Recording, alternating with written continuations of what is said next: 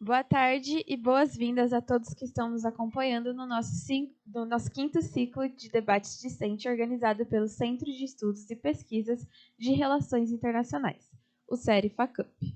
Eu sou a Rebeca Rodrigues, aluna do segundo ano de Relações Internacionais da FACAMP e estagiária no CERI-FACAMP.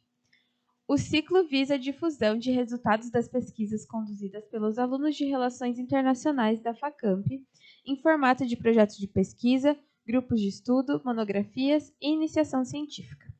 Nesse ano, o ciclo ocorrerá de 30 de outubro a 14 de novembro, com 12 mesas temáticas de apresentação de resultados de pesquisa em formato de pôster. As mesas contam também com a participação de convidados externos, pesquisadores e professores de universidades públicas e privadas brasileiras, como debatedores. Com o propósito de promover a difusão das pesquisas conduzidas pelos alunos de Relações Internacionais da FACAMP, por meio do intercâmbio de conhecimento entre as instituições de ensino e pesquisa dos vídeos dos debatedores convidados, é com grande honra que declaro aberta a 7ª mesa do 5º ciclo de debates discentes do CERI-FACAMP, intitulada Questões Raciais na Política e Sociedade Brasileira. Para discutir o tema da mesa de hoje, é com grande prazer que damos as boas-vindas ao nosso convidado, o professor Roger Richard. O professor Roger é graduado em Ciências Sociais na UFBA, mestre em Ciência Política na Unicamp, doutorando em Ciência Política também pela Unicamp e pesquisador do Núcleo de Pesquisa em Participação, Movimentos Sociais e Ação Coletiva. Atua principalmente nos temas movimentos sociais, teoria democrática, relações raciais e participação política. Professor Roger, nós agradecemos sua presença e sua disponibilidade para participar do nosso ciclo de debates discente. Na mesa de hoje, contaremos com a apresentação de 2 trabalhos. Vamos começar com a apresentação da pesquisa intitulada Racionais MCs, as canções que se tornaram canal de inspiração para a ascensão social dos jovens da periferia de São Paulo, desenvolvida pela pesquisadora Júlia Estela Martins. Você tem 10 minutos para apresentar a sua pesquisa. Você tem a palavra.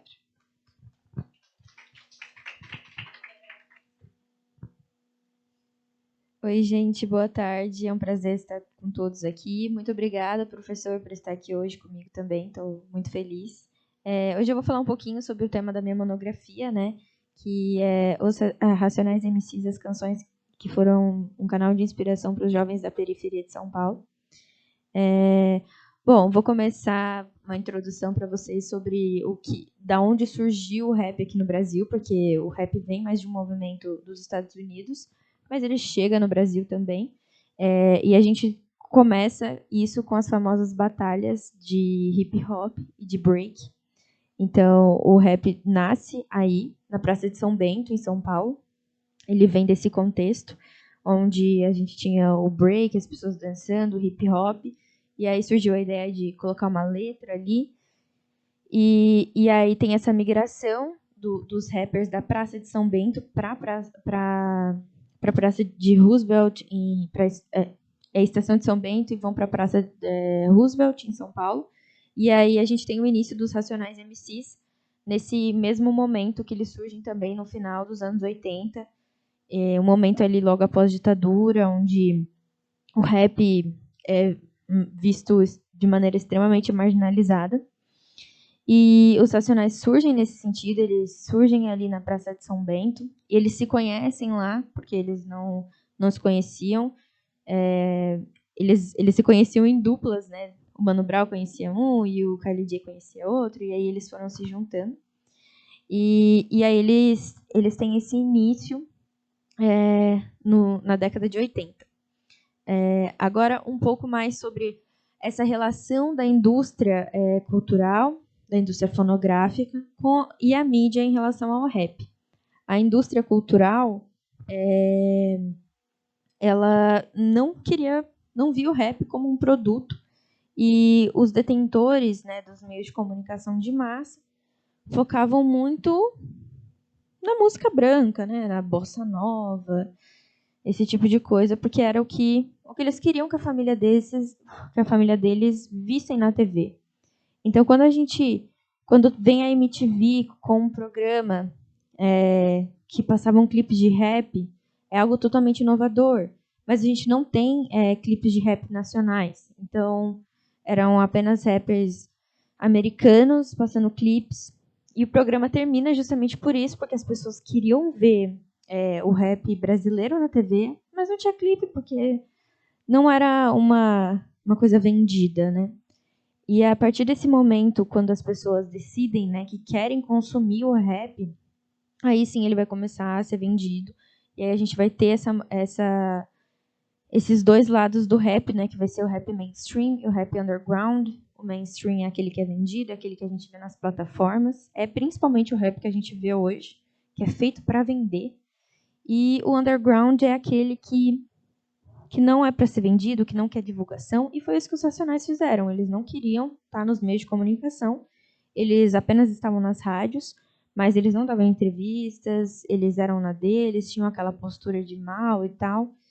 E eles foram conquistando as pessoas assim, apenas através da rádio e dessas batalhas. Então todo mundo foi conhecendo, eles foram fazendo shows, saíram do âmbito de São Paulo, foram fazer show no âmbito nacional, mas foi esse momento assim que o rap ele passa a ser vendido. Não era o intuito dos Racionais, mas eles precisavam de dinheiro, assim como todos os outros artistas. Então o rap passa a ser vendido nesse momento.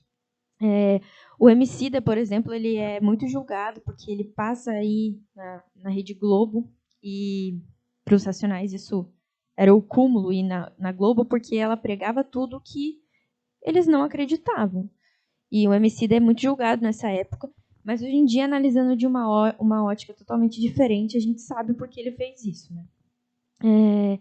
E aí, com isso, a gente vai ter essa relação dos Racionais com os jovens da periferia, porque eles faziam músicas para esses jovens considerados totalmente marginalizados, mas que cantavam as vivências deles.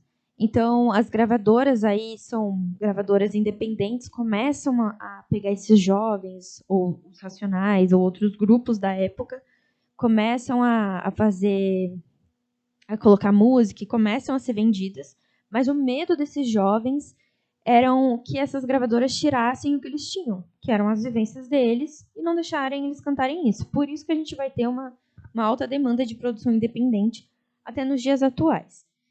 Então, os Racionais eles se aproximam dos jovens através da música e vão mostrando que há uma maneira de sair daquela realidade difícil, de sair do mundo do crime, enfim. Além disso, a gente vai ter essa nova ascensão de cantores em decorrência do sucesso dos Racionais MCs. Então, a geração de rappers que a gente vê hoje, até mesmo de funkeiros, vem com essa... e vem de influência, né, dos Racionais. Então, foge do âmbito do estado de São Paulo, porque no Rio de Janeiro a gente tem diversos rappers que se tornaram rappers por causa da influência dos Racionais. Então, chega no Rio de Janeiro, a gente vê o Lennon dando diversas entrevistas falando como o Racionais foi importante na vida deles. E a gente chega aqui em São Paulo, no funk, a gente vê o MC Hariel falando da importância. Então, eles abriram oportunidades, além do rap, né, no funk também.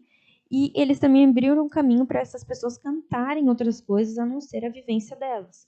Porque os Racionais, eles cantavam as vivências deles, eram letras duras, porque demonstravam a realidade, por isso as pessoas viam de maneira marginalizada, porque a música, ela sempre retrata uma realidade, mas normalmente ela não me espanta, porque é uma realidade distante, mas a partir do momento que você começa a cantar de uma realidade muito próxima, ela assusta. Então, foi exatamente por isso que as pessoas viam o rap de maneira marginalizada, e esses jovens de maneira marginalizada, por isso que eles não queriam passar um rap na TV, enfim. Mas chega um momento que não dá, porque o capitalismo ele obriga a você vender, e o rap ele se tornou uma coisa comercializada.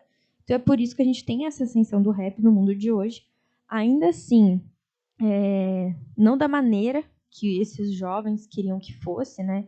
Fazendo de fato o que eles gostam, as letras que eles querem, porque as gravadoras ainda têm um poder muito grande sobre eles, mas graças aos Racionais eles conseguiram se posicionar no mundo da música.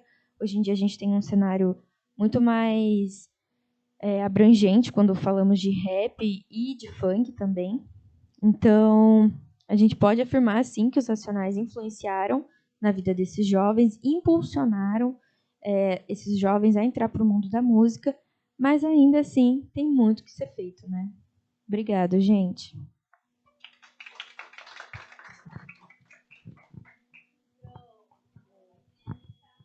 Política, um estudo do Indiru. E eu pego esse tema justamente porque, apesar da gente saber que o encarceramento em massa existe, ele é muito pouco discutido. Então, e eu faço esse link com o massacre do Carandiru, porque eu acho que é um caso bem marcante e que a gente não relembra o suficiente enquanto o Estado que detém o poder e é o Estado que faz a morte, né? Causa a morte de outras pessoas. Então, nesse meu primeiro capítulo, eu faço toda a conceituação da necropolítica, que aí eu parto com o autor Attila Membe. Quem não sabe o que é necropolítica, eu vou dar uma resumida porque é bem denso, mas é basicamente uma política de morte, né? Então, o Membe ele parte do Foucault e da biopolítica, mas ele fala que a biopolítica é insuficiente para explicar é, essa forma de controle social nos períodos pós-coloniais, né, de descolonização. Então, a necropolítica é num contexto contemporâneo e visando esses estados que foram colonizados, no caso.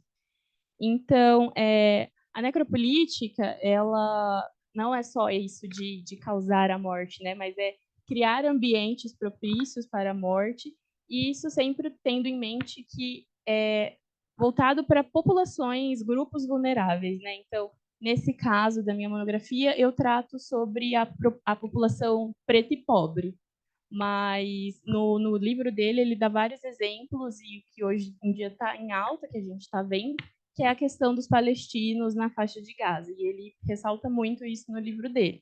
Então, é sempre esses povos subalternizados, vulneráveis, no caso, né? Então, aí tem toda a questão da desumanização, né, desses corpos que são considerados descartáveis. Então, a gente tem essa população que é vulnerável e subalternizada, considerada enquanto algo que não tem valor e pode ser facilmente descartado. Então, acho que da necropolítica era mais... Ah, tem a questão das instituições também, né? Porque aí a gente tem toda a institucionalização, perdão, dessa política de morte dentro das instituições do Estado, né? Então, aqui no meu caso, eu falo sobre a polícia, que foi o que aconteceu no Carandiru, mas a gente tem em outras instituições, não sendo apenas essas voltadas para segurança e etc. Então, depois eu faço um link da necropolítica no contexto brasileiro, né? Então, eu pego toda a parte do pós-abolição, que a gente tem as políticas de apagamento da população negra e pobre do país, né, como um todo, e isso propagado até mesmo pelo Estado, né, que eles não queriam que nem acho que o Abdias fala no livro dele, que eu uso na minha monografia também, que eles não queriam que a mancha negra se espalhasse, então eles buscam essas formas de apagamento. Então, a gente tem toda a questão do mito da democracia racial também. Então, a gente coloca o racismo enquanto central, né, no livro do Abdias, mas também na minha pesquisa é central. Então, você tem toda a construção das instituições do Estado brasileiro em cima do racismo. E isso a gente vê até hoje, não é uma coisa que não é tido, né? Então, a gente sabe disso, mas eu trago toda essa perspectiva histórica. Então, desde do pós-abolição, que a população negra é descartada, deixada à margem e marginalizada. Linka muito com o que a Júlia falou, mas é essa população que se torna um perigo, né? Então, eu trato mais na frente, mas aqui cabe também a construção do negro enquanto uma ameaça pro Estado e pro a sociedade em geral, né? Então, que a necropolítica é uma política de morte, mas é voltada para o controle social de uma população. Então, você vai descartar aqueles que você não considera enquanto, enfim, enquanto nada não vale a pena, mas é para um controle social e para você manter a ordem, por exemplo, mais ou menos isso, né? Então, aí a gente tem essa questão do apagamento, né? E que nada mais é que uma forma de necropolítica praticada pelo Estado, né? Então, eu volto muito nessa questão do apagamento e muito linkando com o mito da democracia racial, porque a partir do momento que você tem que muitos falavam na época que o racismo não existia, que o Brasil não era um país racista. Então, você meio que desconsidera, né? Mas a gente sabe que não é bem assim, principalmente porque depois que teve a abolição da escravidão no Brasil, não teve nenhuma política de reparação. Então, a gente vê as sequelas disso até hoje. Então, o encarceramento em massa é a vitrine disso, né? De como essas políticas de reparação não foram feitas e como a população negra sofre com isso até hoje. Então, aí a gente tem, aí eu coloco o Estado, né, e as instituições, no caso, enquanto legitimador dos massacres, que aí a gente, nesse meu caso, que eu trato sobre o Carandiru, mas até nas minhas considerações finais eu estou colocando que isso não é um evento esporádico, não é um caso isolado. Todo dia, toda semana, a gente tem crianças de periferia morrendo por bala perdida. Não foi a última chacina dentro de presídios. Então, assim, são coisas que acontecem até hoje e é normalizado, né? Então, acontece todo dia. Então, é muito nesse sentido de eu uso o massacre do Carandiru, mas é no sentido de relembrar que essas pessoas existem e essas pessoas estão sofrendo um genocídio coordenado e institucionalizado pelo Estado brasileiro. E isso não é de hoje e não vai acabar hoje eu falando aqui, vai por muito tempo. Então, aí no meu capítulo 2 eu trago mais a materialização do encarceramento em massa, né? Então, eu coloco o encarceramento em massa como um dos mecanismos da necropolítica, que é a forma de apagamento. Você não está, a necropolítica, no caso, você não está matando, mas você está apagando aquela população, você detém o controle sobre ela, e no final é a desumanização, porque se hoje em dia, né, no ano passado, tinha 832 mil pessoas encarceradas. E, assim, a quantidade de vagas era, sei lá, 500 mil. Enfim, você tem um déficit de vagas muito grande e essas pessoas vivem em condições insalubres, que são desumanas, né? E muitas violações de direitos humanos. Então, nessas condições, se torna algo banal as violações de direitos humanos. Enfim, aí eu coloco a raça, né? Então, enquanto elemento central que determina o cárcere, porque eu falei dessas 832 mil pessoas encarceradas, onde 68% delas são pessoas negras.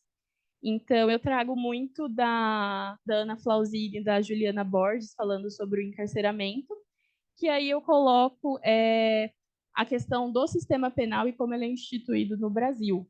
Então, tem toda a questão que o presídio, né, ele era a forma usada pelos senhores de escravo para punir, enfim, e como essa lógica ela tem essa manutenção, ela é usada nos mesmos moldes hoje em dia, mas não é escrachada no caso, né? Mas nos mesmos moldes. Então, é esse genocídio institucionalizado, praticado, né? Então, é a forma de você deter o controle sobre aquela população e você desumanizar. Então, no caso do Carandiru, a gente teve 111 pessoas mortas, dados oficiais, mas não falam muito sobre os feridos, enfim. Então, muita gente fala que isso foi ok de acontecer, porque bandido bom é bandido morto. E vem toda a questão da desumanização que a necropolítica pratica. Porque se era preso, não vale a pena direitos humanos, é a população descartável. Então, eu coloco os dados, né? Eu trago um aspecto mais histórico, pego dados do encarceramento em si desde 1990, mas eu coloco muito mais no contexto atual. Então, e aí eu coloco a questão da seletividade penal também, que tem a questão, como eu falei, a raça é determinante, então tem essa questão da seletividade, né? Então, você tem pessoas que são perigosas, que tem toda a questão que eu já comentei do negro enquanto perigo, então, mesmo que não são condições igualitárias, no caso, né? E aí eu finalizo só fazendo o link, né, de como o massacre ele foi conduzido pela lógica da necropolítica, né? Então, eram vidas consideradas descartáveis e que o Estado, na sua forma, né, por meio da polícia, entrou e fuzilou muitos presidiários, né? Eu comprei um livro que tem até umas fotos, eu acho bem pesado, mas é isso. Você tem aquelas pessoas que estavam sob tutela do Estado, né? São presidiários, e o Estado mesmo pratica a morte daquelas pessoas, né? Causam a morte daquela pessoa. Então, eu acho que era no mais isso. Muito obrigada pela oportunidade, gente. Muito obrigada pela sua apresentação, Monique. Agora a gente vai passar a palavra para o professor Roger, para ele poder fazer suas considerações. Aparecer? Para você fazer as suas considerações sobre a apresentação das meninas. Você tem a palavra. Obrigado, gente. Em primeiro lugar, queria agradecer pelo convite às professoras Rúbia Marcucci e deixa eu, e Patrícia Nogueira, né, pelo convite. Parabenizar a Júlia e a Monique pelo trabalho. São trabalhos muito interessantes. E eu vou fazer uma arguição bem breve, considerando alguns pontos que eu acho que podem aprimorar o trabalho de vocês. Então, meu papel aqui não é apenas elogiar o trabalho, né? A gente que está com assim, a tarefa de comentar um trabalho, mas comentar de maneira respeitosa, obviamente, sobre como vocês podem dar os próximos passos nas pesquisas de vocês. Então, eu gostei muito de ambos os trabalhos, e eu já vou entrar, eu vou por ordem, assim, na verdade, né? Vou pelo trabalho dos Racionais MCs, que eu acho que é um trabalho super relevante no campo das ciências sociais brasileiras, né? A gente está olhando para a cultura e principalmente para a cultura hip hop. Eu acho que tem uma produção super bacana nesse campo de pesquisa. E considerando também que os Racionais MCs, mais recentemente, nos últimos 10 anos aproximadamente, têm ganhado uma maior repercussão no debate público nacional. Por exemplo, o livro Sobrevivendo no Inferno se tornou um livro oficial para o vestibular da Unicamp desde 2018. Recentemente, o Mano Brown recebeu o título de doutor honoris causa na Universidade do Sul da Bahia, né, Federal do Sul da Bahia, o FSB. E também teve aquele documentário que foi publicado recentemente. Houve inclusive uma aula super bacana lá na Unicamp, com estudantes do curso de Ciências Sociais, lá do IFISH, que o grupo todo participou. E lá foi possível perceber como as músicas do Racionais MCs tiveram um impacto positivo na trajetória desses estudantes. Então, como uma recomendação inicialmente, eu sugiro olhar do ponto de vista empírico para esse material, está gravado, essa aula que ocorreu lá na Unicamp, foi super mobilizada, emocionante, vários depoimentos, que inclusive esse é um dos objetivos, né? Um dos seus interesses é olhar o impacto da música do Racionais MCs na vida de jovens, né? Então acho que lá dá para perceber mais diretamente como se dá essa relação entre as músicas dos Racionais e como esses jovens recebem essas músicas e trazem as letras para as suas trajetórias. E falando um pouco mais sobre a parte metodológica, eu acho que você poderia olhar mais assim para separar um pouco mais o material bibliográfico, que seria uma literatura acadêmica. Então, por exemplo, olhar nas bases de dados da Cielo, do Google Acadêmico, a partir de palavras-chave, racionais MCs, para você ver como a literatura acadêmica tem abordado essas obras, né? Então, eu situar também, por exemplo, quantos autores você utiliza que são da área de sociologia, de antropologia, de comunicação, tentar fazer um balanço bibliográfico dessa literatura para que o seu trabalho ele futuramente possa se tornar um artigo, caso você queira desenvolver mais a sua pesquisa, e também olhar de maneira mais específica para a parte empírica desse material dos racionais MCs. Então, há uma diferença entre a literatura acadêmica e uma revisão mais empírica dos documentários, dos livros, né, que são documentos, materiais que não necessariamente são acadêmicos e que você está utilizando como corpus de análise para sua investigação acadêmica. E deixa eu ver mais algumas coisas que eu poderia comentar. Gostei quando você fala da falta de oportunidades dos produtores de rap diante da indústria fonográfica, né? Então, é bem interessante ver isso, né? E é, talvez fosse interessante você trazer mais elementos para a escrita. Eu tive um material um pouco breve, né? Eu fiquei até mais interessado em ler a monografia inteira. Então, eu estou tecendo comentários aqui justamente para o material que veio na minha mão, né? Que foi o resumo expandido e o banner, né?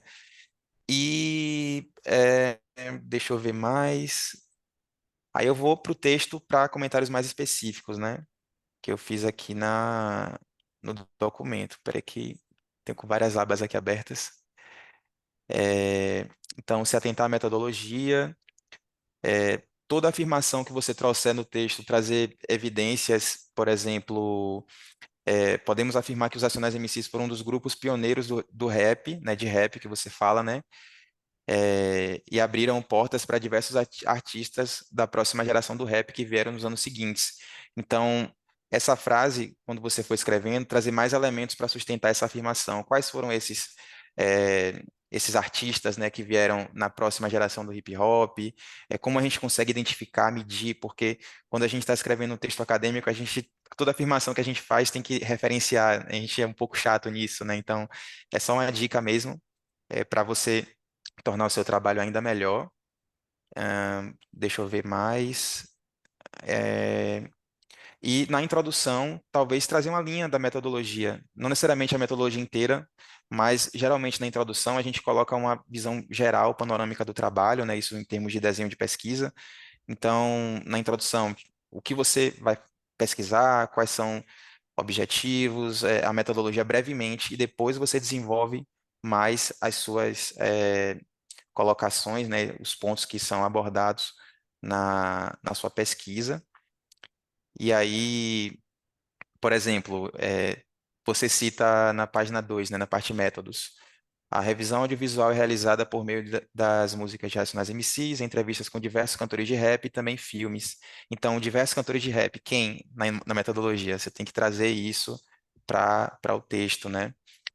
E também desenvolver um pouco mais o que você pensa sobre o método teórico histórico, que você cita na metodologia, mas, por exemplo, quem aborda esse método, como é que ele é materializado, não sei se isso está na sua monografia, mas é sempre importante se atentar a isso, né? E, por fim, para não ficar muito extenso, e aí eu posso mandar o material que eu sugeri para você ler ou ver por e-mail depois, né? Eu acho que seria basicamente isso, e quando você cita no final, bem no finalzinho lá nas referências, na filmografia, você cita o Podpah e o documentário dos Racionais MCs como filmografia. Então, dentro do contexto de filmografia, seria interessante especificar o que é videocast, né? Que o Podpah é um videocast, é um podcast, o que é um documentário, trazer essas categorias mais claras no corpus da sua análise E, enfim, com isso eu encerro minha arguição, te parabenizando, né? Trazendo mais esses elementos, a parte chata aqui do comentador, mas o seu trabalho está muito bacana, está muito bem escrito, e desejo muito sucesso aí na sua carreira acadêmica e no desenvolvimento do seu trabalho. E agora eu vou comentar o trabalho, deixa eu abrir aqui, da Monique, que eu fiz algumas anotações. Sei que é desafiador a gente falar publicamente sobre as nossas pesquisas, então parabéns aí para vocês duas. A apresentação ficou muito boa e eu vou cumprir o meu papel de chato aqui nessa mesa e elogiar a sua escrita, obviamente, o seu trabalho está muito bom, muito bem escrito. Tem algumas passagens que eu comentei que achei que ficaram muito boas mesmo, assim, na redação do trabalho, você escreve muito bem. Mas como eu estou no papel de chato aqui, eu vou falar dos problemas, não dos problemas, mas dos pontos que você pode aprimorar na sua pesquisa, né? É um tema super relevante, trabalhar a necropolítica e tentar entender como essa necropolítica se manifesta empiricamente, né, na realidade empiricamente observável. Então, esse tanto na sua apresentação quanto no texto que você enviou, fica claro que você tem essa pretensão de partir da necropolítica, do corpus teórico, do Attila Mbembe, para entender como ela se manifesta em contextos empíricos no país, né? Então você parte da teoria, pelo menos você desenvolve muito mais a parte teórica, a reflexão, os conceitos, isso você faz super bem, mas eu senti falta da parte do material empírico do massacre do Carandiru, né? Você deu um passo super importante nessa apropriação da leitura, você cita referências que são bem importantes também nesse campo de pesquisa, como a Juliana Borges, também a Flausina, que são textos referência, né? Mas eu senti falta na sua referência bibliográfica, pelo menos no texto que foi enviado para a mesa, né? Referências que abordem empiricamente o Carandiru, o massacre do Carandiru. Então, por exemplo, olhar para a base de dados da Cielo, olhar para a base de dados do Google Acadêmico, com palavras-chave, você vai ver logo de cara que tem alguns artigos que são bem citados e que você pode, inclusive, fazer uma conversa com esses artigos, né? Trazendo a sua perspectiva teórica, mas entendendo como esse objeto de análise, que foi o massacre do Carandiru, foi estudado por outros pesquisadores, né? E a partir disso, ver qual a sua contribuição, inclusive para olhar para materiais empíricos, por exemplo, documentários, você pode fazer essa escolha metodológica, ou artigos de jornais, né? Ou entrevistas com pessoas que estiveram envolvidas nesse caso. Então, as decisões metodológicas você vai tomar com base nos seus interesses de pesquisa, né? Mas eu senti essa falta da parte empírica, né? Do massacre do Carandiru. E deixa eu ver aqui, olhando mais para o seu texto, sugestão da introdução. Na introdução, eu vejo que você já vai direto para a parte teórica do Mbembe, né, a necropolítica. Mas na introdução você não explicou o que o seu trabalho faria efetivamente. Por exemplo, eu quero estudar a princípio a necropolítica para depois entrar, a metodologia foi essa, as minhas hipóteses são X. Então, a introdução sempre tem que ter um desenho da pesquisa, né? Pelo menos na minha concepção eu acho que seria assim, né? E deixa eu ver mais.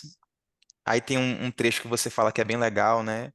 Que você tá no último parágrafo deixa eu ver aqui, da terceira página, que você fala da necropolítica, partindo da discussão assim, historicamente no Brasil, as forças dos aparatos de repressão praticam a violência sistemática contra as populações menos favorecidas, nesse sentido, e sendo o foco desse trabalho, etc. Então, você se posiciona no texto, é legal, gostei dessa parte. E na metodologia, eu comentei alguma coisa aqui, já pronto, ficou clara a metodologia, gostei também. E na parte final aqui você cita, por exemplo, por fim, será utilizado o massacre do Carandiru como estudo de caso, trazendo a questão de como o Estado brasileiro em crise pensa e atua no trato com sua população inferiorizada, naturalizando e institucionalizando, aqui por meio do sistema carcerário, a necropolítica. assim evidenciando a dinâmica do massacre de minorias desde o período de expansão. Então, eu senti falta de você desenvolver essa parte, assim, na pesquisa, né? Que você fez bem a parte teórica, mas essa parte eu acho que poderia ser mais bem explorada, né? Trazendo essas referências, como eu disse. E é isso, gente. Eu acho que, em linhas gerais, ambos os trabalhos estão muito bons.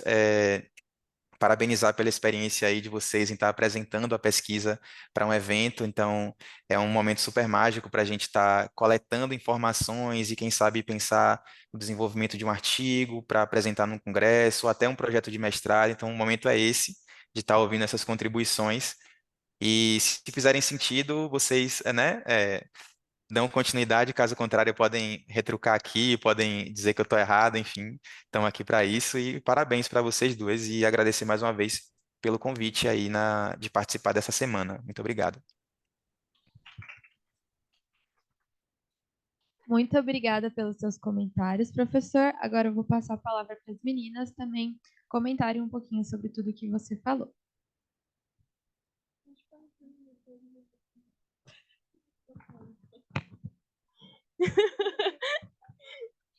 Obrigada, professor, pelos comentários. Realmente, no trabalho que no que eu enviei, pelo menos, não tinha essa parte do Carandiru, justamente porque minha monografia não estava pronta e eu deixei para o segundo capítulo. Então, no segundo capítulo, é que aqui eu falei bem brevemente, né? Eu foquei muito mais como chega, né, no caso do Carandiru, mas eu dedico uma sessão inteira só pro Carandiru, né? Então, eu meio que narro os acontecimentos, né, a partir de algumas bibliografias, uso alguns artigos também.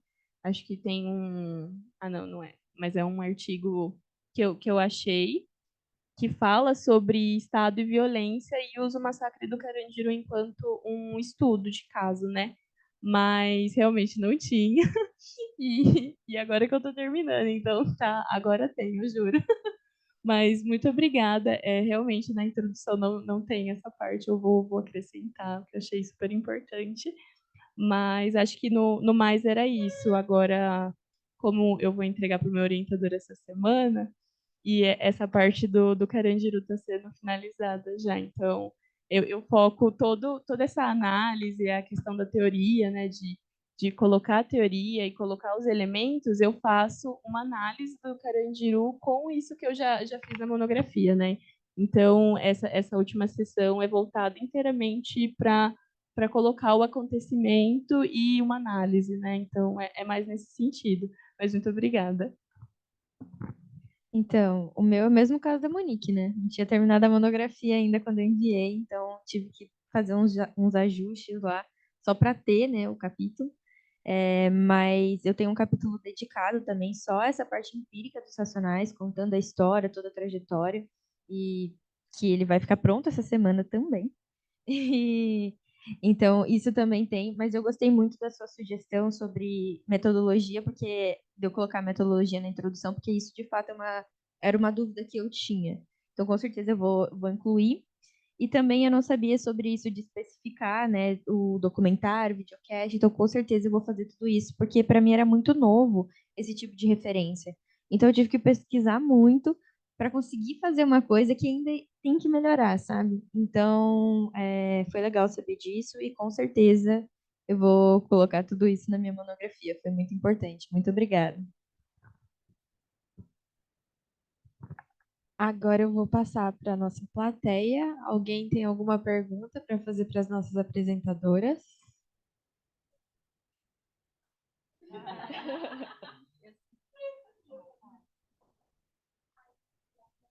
Isso. Espera aí que a gente vai virar a câmera para você conseguir enxergar também.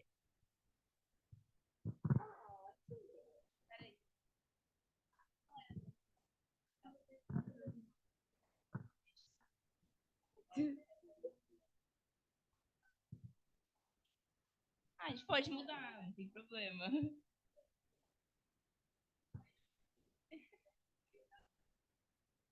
Nossa, não preparada.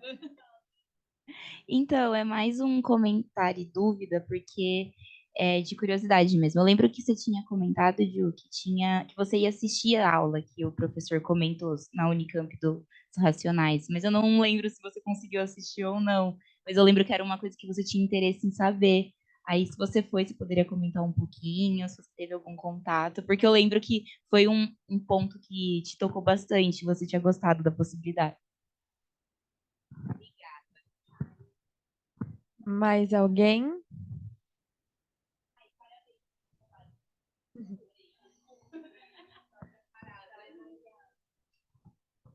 Não?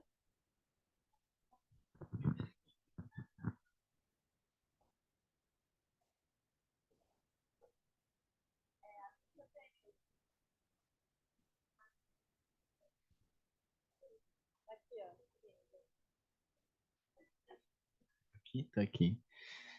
Boa tarde, professor. Obrigado pelos seus comentários. Parabéns, meninas, pela apresentação.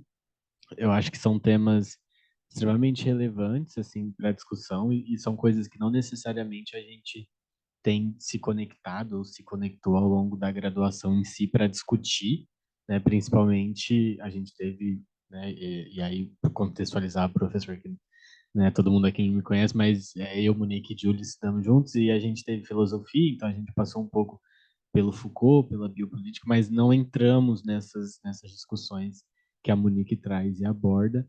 Mas a minha pergunta vai para a Júlia, né, que disse que era para eu controlar minhas perguntas, mas pensando um pouco também em concreticidade do que você traz do impacto do rap ou do Racionais na vida dos jovens, né? Eu queria saber como você mensura isso, ou se você mensura isso a partir desses novos jovens que aparecem na música e que dá sucesso, mas como isso, tipo, se você faz uma análise de como isso reflete nas periferias num total, assim, pensando de onde veio e pensando que há muitas particularidades nas periferias, né? Então, será que o sonho da música ele vem como um sonho e que é frustrado devido a essa marginalização da música? Ou não? Se funciona, ou se esses pequenos casos que funcionam, como eles são hoje vistos a partir, por exemplo, das grandes produtoras, né? Porque a gente vê quando estoura uma música na periferia e é uma pessoa específica ali que vem da base, que cresceu na periferia, quando estoura, a gente vê hoje grandes produtoras como a Condzilla que pega a pessoa, coloca ela numa mansão, um carrão e ok, ela estourou. Né, e isso é o sucesso, sabe? Se você deu uma olhada nisso também, essa é a minha questão. E parabéns pela apresentação, desculpa. Alguém tem mais alguma pergunta?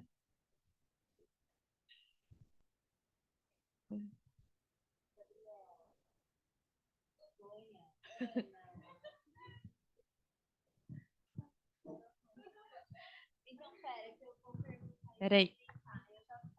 Pro Roger. Estou aparecendo? Oi, Roger, tudo bem? Eu sou a professora Patrícia Rinaldi. As minhas alunas foram muito eficientes, já começaram. Assim, quando eu cheguei, elas já tinham começado tudo. Não deu nem para me apresentar antes e agradecer sua presença. Obrigada por ter aceitado o nosso convite. Sua presença aqui é muito importante. E quero explicar por quê, para aproveitar para fazer a pergunta para a Julie e para a Monique e para fazer uma pergunta para você também. Né? O Thalisson comentou que a questão da raça e do racismo é um assunto que a gente não discute em sala de aula, porque o mito da democracia racial passa o campo das relações internacionais também. Né? As relações internacionais elas foram fundadas de uma perspectiva eurocêntrica, ocidental e branca. Mas essa parte do branco, ela é apagada de propósito do corpo dominante teórico das relações internacionais.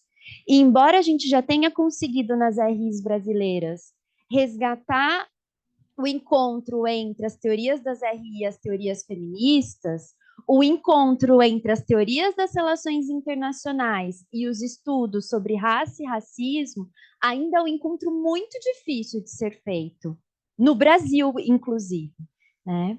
Então, eu queria fazer duas perguntas, uma para vocês duas. Por que esses temas são temas de relações internacionais?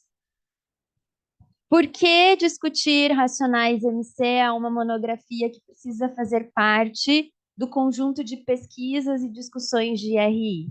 Por que discutir necropolítica e o massacre do Carandiru é um tema de relações internacionais?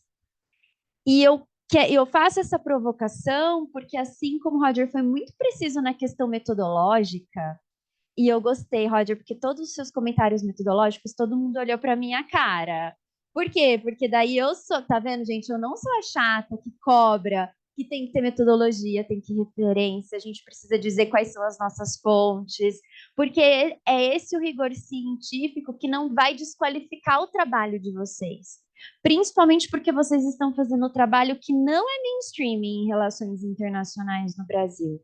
Felizmente, a gente, entre as várias dificuldades de relações internacionais da FACAMP, a multidisciplinaridade não é uma delas. Vocês estão em um ambiente acadêmico que abraça a multidisciplinaridade das RI. Por isso que eu acho importante que vocês justifiquem por que as pesquisas de vocês fazem sentido como parte de um trabalho de conclusão de curso em relações internacionais. E nesse sentido, aí eu queria dirigir uma pergunta para o Roger, que está em Chicago agora, né? E é um aluno da Unicamp. Você já Eu, voltou? na verdade, eu trabalho lá na University of Illinois Chicago remotamente em projetos com a professora Jaira, então estou aqui no Brasil. Beleza. Aí eu queria que você contasse um pouquinho da sua trajetória acadêmica e profissional, trazendo um pouco desse contexto. Eu sei que você está na ciência política, no campo mais geral das ciências sociais, mas relações internacionais também faz parte desse grande campo das ciências sociais. E aí, Roger, se você pudesse contar um pouco para a gente a sua experiência de pesquisa, esses seus encontros entre os temas da ciência política, das ciências sociais, e o que tem de mainstreaming na área da ciência política e o encontro com os assuntos a respeito de raça e racismo, acho que isso vai ser importante para que Monique e Júlia possam fazer isso também para a nossa área, que é RI. Tá bom? Então, aproveitar e agradecer mais uma vez a sua presença. Estamos aqui muito felizes desse diálogo e desse encontro. Obrigada, Roger. Eu que agradeço, Patrícia. Muito obrigado. Está sendo muito bacana participar desse momento com vocês aqui. Então, eu vou passar a palavra primeiro para a Júlia e para a Monique, porque daí o Roger fecha. Pode ser?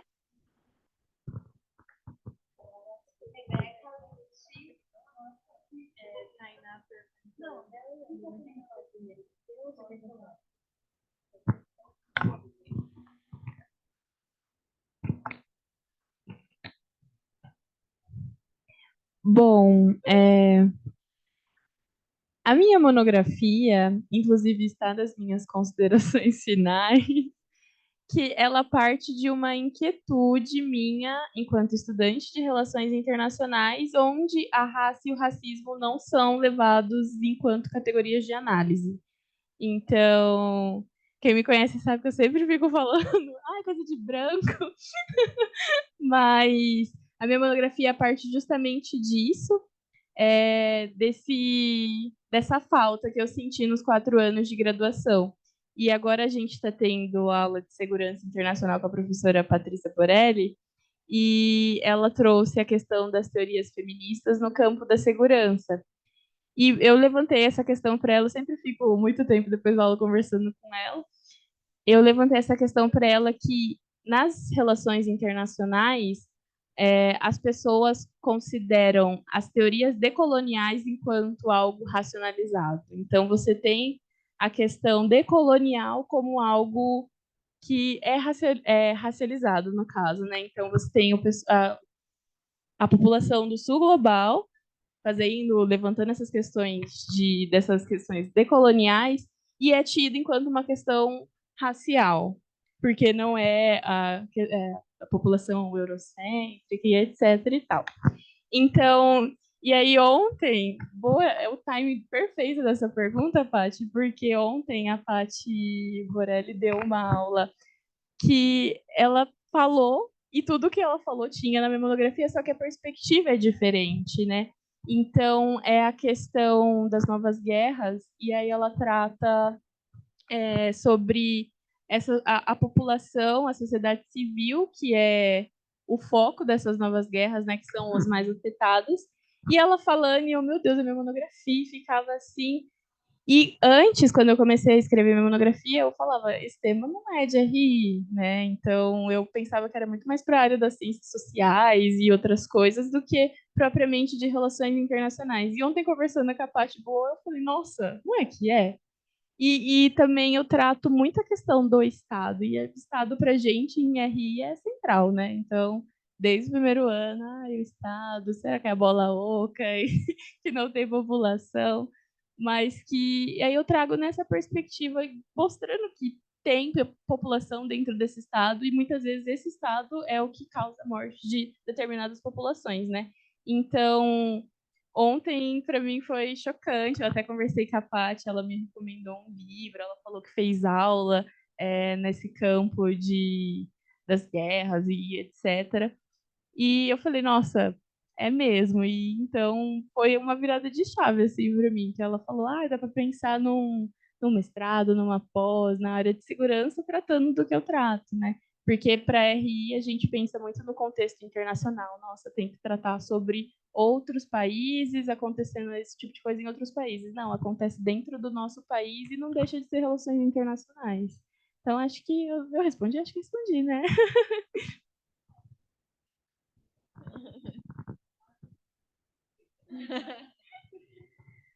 Bom, começando pela pergunta da Tainá, eu queria muito ter ido, mas quando eu fui me inscrever, já não tinha mais vaga, porque foi muito concorrido, né? E eu queria muito ir porque eles iam falar exatamente o meu tema da monografia. Então, fiquei bem chateada, mas eu cheguei a assistir no YouTube e realmente foi incrível, foi muito emocionante, mas não consegui ir porque é muito concorrido, né? Todo mundo falou para mim que eles soltam primeiro para os alunos do IFISH, e aí todo mundo se inscreve, se sobrar uma vaguinha, a galera vai. E aí, infelizmente, eu não consegui ir. Agora, para a pergunta do Thaleson, que eu pedi para ele não fazer pergunta, porque eu sabia que ele viria com uma pergunta muito inteligente. Recapitulando o que você perguntou, né? O quão efetivo seria o rap, como esses jovens saem da periferia. Então, a gente sabe que é uma minoria que consegue, né? São poucos. Eles são, sim, um canal de inspiração para os jovens que estão lá, mas ainda assim, são poucos. E o investimento, ainda também na indústria musical, é pouca. O que a gente vê hoje em dia são inúmeros rappers que conseguiram se consolidar no meio da música, e aí eles fazem as próprias gravadoras, e aí sim, eles vão na periferia e catam uma pessoa que eles veem que tem um dom e falam, vamos lá que eu vou te ajudar. Essa semana mesmo, eu comecei a seguir vários, né, para entender mais um pouco, porque, gente, isso não é meu mundo. Eu sou de Minas Gerais, a galera escuta sertanejo lá, então é uma coisa nova para mim também. E, e eu comecei a seguir, e aí, por um acaso, eu vi um story do Lennon essa semana, que também é um rapper, dele fazendo uma música com, sei lá, uma adolescente de, sei lá, 14, 16 anos, para dar uma chance, porque ele tem uma gravadora também. Então ele falou: eu vi que ele tem o dom, eu vou ajudar ele e vou levar. Então é isso que a gente vê. Agora, grandes produtoras como a Condzilla, não. Não sei se aqui todo mundo já assistiu Sintonia, mas Sintonia retrata muito isso. Eles pegam um cara que está fazendo sucesso, pegam a música, escolhem a música, às vezes vendem a música para outro artista. E é por isso a frustração, né, de tipo, nossa, eu tô aqui, a única coisa que eu tenho são as minhas vivências, e eles estão pegando as minhas vivências e vendendo para outra pessoa sem ter minha autorização. E na sintonia mostra isso, o personagem principal, que é o MC Doni, né, que é feito de fato por um MC, ele, ele começa a carreira numa gravadora, começa a cantar, ele quer fazer as coisas do jeito dele, mas ele não tem autonomia nenhuma. Ele quebra muita cara. E aí, quando ele não está servindo mais, a gravadora fala: então, se você não quer assim, pode ir embora. E é isso que acontece, né? Então, a gente tem uma minoria que realmente consegue se consolidar, mas não é tão efetivo quanto a gente gostaria que fosse. Porque se fosse efetivo de fato, a gente teria muito mais jovens falando, né? Nossa, eu consegui sair, a minha realidade não é mais essa, eu trabalho com música. Porque a gente sabe que muita gente tem esse sonho, mas não conseguem. Então, o apoio mesmo vem daqueles que vieram de baixo, que são da mesma periferia, que vão lá e ajudam. Mas as grandes gravadoras em si realmente não conseguem. Acho que eu consegui responder, né? Ficou mais alguma dúvida? Agora, para a Paty. Entendi. Então, assim, para a periferia em geral, é de fato uma inspiração. Só que eu foco minha pesquisa na periferia de São Paulo. Então, é um pouco mais específico. Mas é, sim, uma inspiração. Se você pegar uma entrevista de algum jovem que está em algum show, por exemplo, de funk, de rap, e perguntar, nossa, como essa música te ajudou? Sim, de fato, vai ser uma inspiração, mas nem sempre é inspiração suficiente para aquele jovem ver uma luz na vida dele.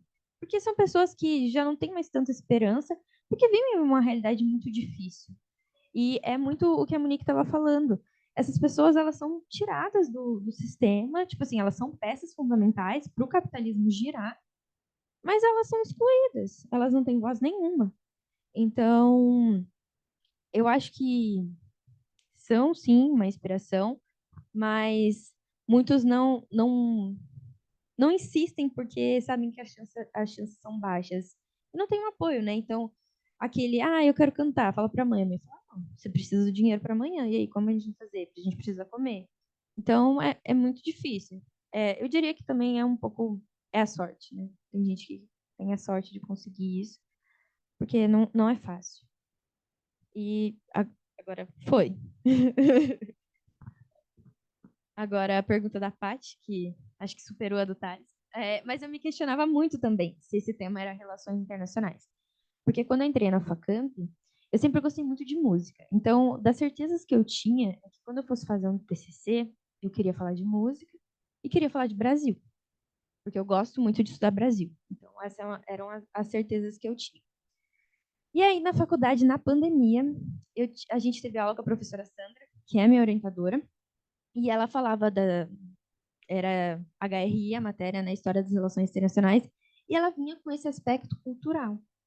Então, ela sempre mostrou as relações internacionais para a gente nessas aulas de maneira totalmente cultural. Então, é uma pintura. Essa pintura, como ela se encaixa no contexto que estava acontecendo durante a Guerra Fria. Sempre foi assim. E isso me estimulou de uma maneira que eu achei incrível. E aí, voltando da pandemia, eu entrei na Atlética. E aí, eu era diretora da bateria do curso.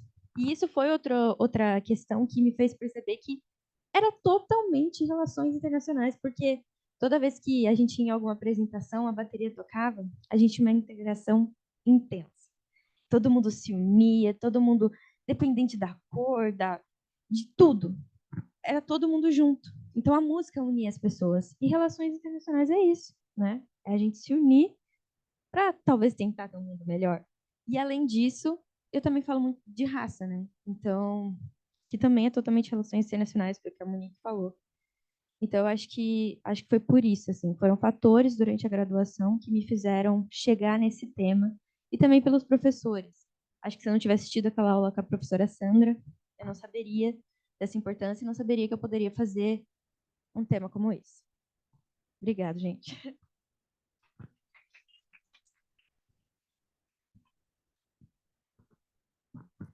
É, desculpa.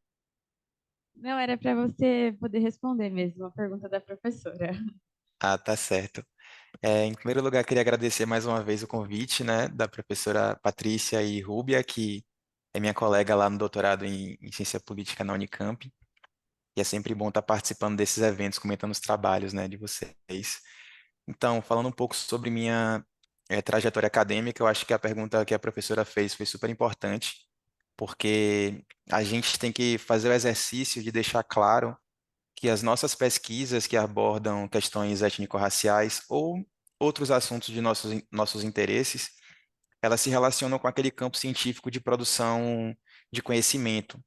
Então, por mais que a gente, de certa forma, caminhe por outros trajetos que o mainstream existe porque foi um grupo de pesquisadores, pesquisadoras, cientistas, que pensaram um campo específico do conhecimento, seja a ciência política, a sociologia, relações internacionais.